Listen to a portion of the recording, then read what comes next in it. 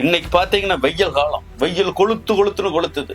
நம்ம தர்பூசணி கடையில் போய் வரிசையா நிக்கிறோம், தர்பூசணியா வித்துக்கிட்டு இருக்குது. அங்க கூல்ட்ரிங்க்ஸ் பாட்டில வைக்க மாட்டேங்க. வச்சா பாத்தீங்களா ஒரே ஒரு விளம்பரம், தர்பூசணியில ஊசி போடுறாங்க, சிவப்பு கலர் ஆயிருது, ஐயோ அது விஷம், சாப்பிட்றாதீங்க, நோய் வந்துருங்கன்னு சொன்னது யாரு? தமிழ்நாட்டில் இருக்கக்கூடிய ஒரு அரசு ஊழியர் சொன்னான். வீடியோவெல்லாம் எடுத்து போட்டாங்க, மீடியாவெல்லாம் போட்டாங்க, எல்லா பேப்பர்லயும் வந்துச்சு. போச்சா 5 ரூபாய்க்கு வித்துட்டு இருந்த தர்பூசணி 3 ரூபாய்க்கு வந்துருச்சு. வாங்கறதுக்கு ஆள் இல்லை.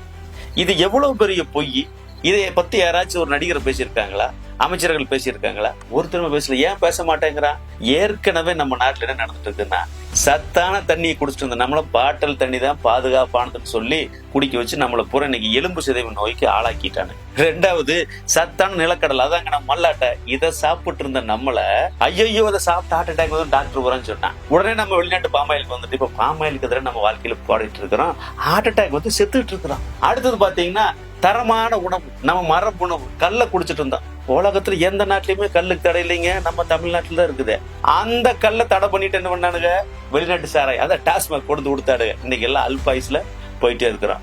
உலகத்திலே சத்தான தரமான உணவு இது. தாய்ப்பாலுக்கு அப்புறம் மாட்டுப்பால்னு சொல்றோம். அந்த மாட்டுப்பால், நாட்டு மாட்டுப்பாலை குடிச்சு நல்லா இருந்தோம். இன்னைக்கு என்னாச்சு? ஜெர்சி மாட்டுப்பாலை கொண்டு வந்து எல்லாம் சக்கரை நோயாளி ஆகிட்டோம்.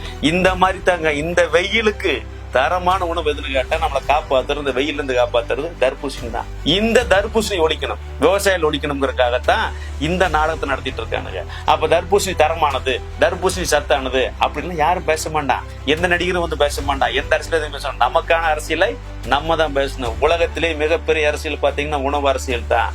உணவு வணிகம் தான் மிகப்பெரிய பெருசு. அப்ப எங்க வியாபாரம் பெருசா இருக்கு, எங்க வருமானம் பெருசா இருக்கோ அங்கதான் எல்லாரும் வருவான். நம்மகிட்ட இருக்கிற வியாபாரத்தை பிடிக்கி கார்பரேட் கம்பெனியோட வியாபாரம் மாத்திரக்கு வருவான். எனவே தர்பூசணி தான் சத்தானது, தர்பூசணி தான் தரமானது, அது நம்ம நாட்டு உணவு பொருள். இந்த கார்பரேட் கம்பெனிக்கு யாரு கூல்ட்ரிங்க்ஸ் விற்கிறதுக்காக இந்த ஏற்பாடு செஞ்சுட்டு இருக்கிறான். எனவே எல்லா மக்களும் தர்பூசணி 1க்கு பதிலா 2 வாங்குங்க, 4 வாங்க, தினசரி குழந்தைகளுக்கு கொடுங்க. இந்த வெயிலுக்கு உடம்புக்கு நல்லது, அனைத்து சத்துக்களும் இருந்தது.